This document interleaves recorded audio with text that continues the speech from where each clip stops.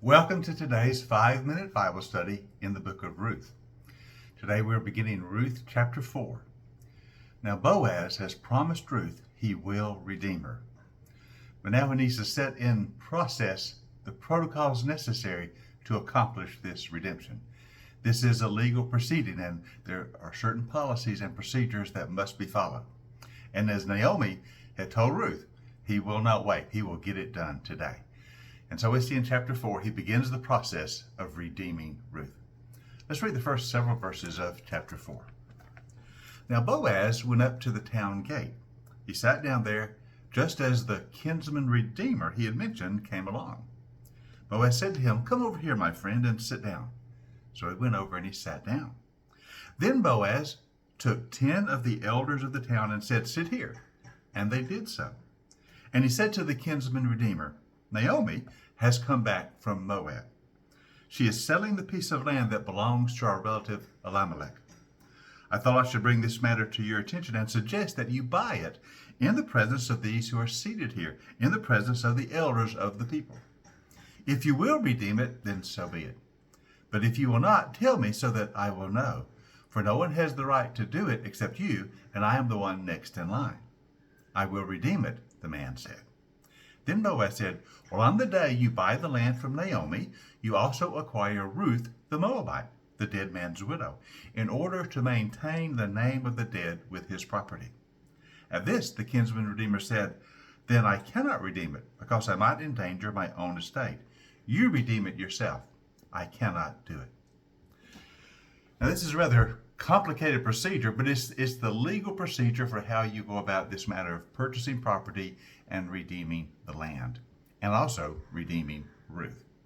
Now notice Boaz meets at the city gate with the elders and the other kinsman redeemer.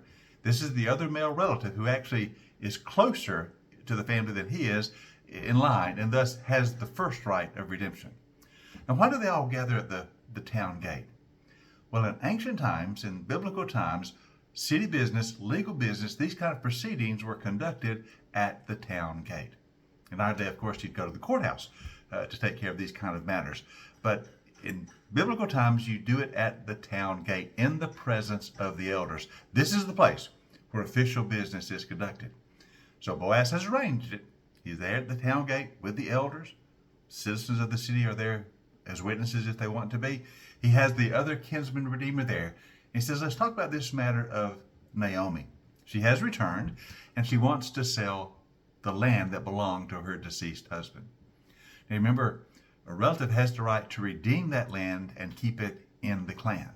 And so this other relative, he is the closest one in the family line. He has the right to redeem the land and keep it in the clan. He says, "I will redeem it." But then Boaz said, but remember, Ruth goes with it because she is a widow of one of the sons of Elimelech. And thus, if you acquire the land, you must also take her as your wife, with the understanding that her first son will be considered the son of her deceased husband, and he will inherit the land. Well, at this point, the other kinsman redeemer says, I really don't want to do this because I wouldn't mind purchasing the land for my own and adding it to my estate. But with this matter of Ruth, it will really injure my estate and be costly to me to do the right of redemption. Therefore, I relinquish my right to redeem the land and Ruth, and I give it to you. Now, this is what Boaz wanted. He had assumed the other kinsman redeemer would not want Ruth as his wife. He assumed this would happen. And so Boaz has arranged it so legally he can claim the right of redemption and take Ruth as his wife. Kind of complicated procedure, a little unusual for us, but this is the way things were done in biblical times. Notice, however, that for Boaz, there's a cost involved in redemption.